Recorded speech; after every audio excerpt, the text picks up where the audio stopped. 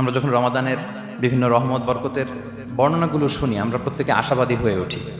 এবং বিশ্বাসীদের একটা বৈশিষ্ট্য হচ্ছে সবসময় আশাবাদী হওয়া, হোপলেস না হওয়া। আল্লাহ তাআলা সূরা ইউসুফে বলছেন, লা তাইয়াসু মির রাহিল্লাহ ইন্নাহু লা ইয়াইয়াসু মির রাহিল্লাহি ইল্লাল কওমুল কাফিরুন। তোমরা আল্লাহর রহমত থেকে নিরাশ হয়ে যাও না, তোমরা হোপলেস হয়ে যাও না। আল্লাহর রহমত থেকে নিরাশ শুধু তারাই হয় যারা অবিশ্বাসী, যারা কাফির। সো বিশ্বাসীরা সবসময় আশাবাদী থাকে। তো এই রমাদানুল মুবারক এটা আমাদেরকে সবসময় আশাবাদী করে,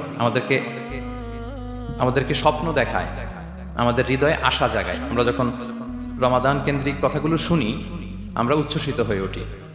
যখন বলা হয় যে এই মাস আসলে একটা নফল করলে ফরজের সমান সওয়াব, তারপর এই মাসে উমরা করলে হজের সমান সওয়াব, তো এটা শুনলে মনের মধ্যে একটা আশা জাগে যে আমাদের আওয়ার রিওয়ার্ডস আর মাল্টিপ্লাইড, আমাদের যে প্রতিদানগুলো দেয়া হচ্ছে নেক কাজের, এটা অনেক বাড়ানো হচ্ছে।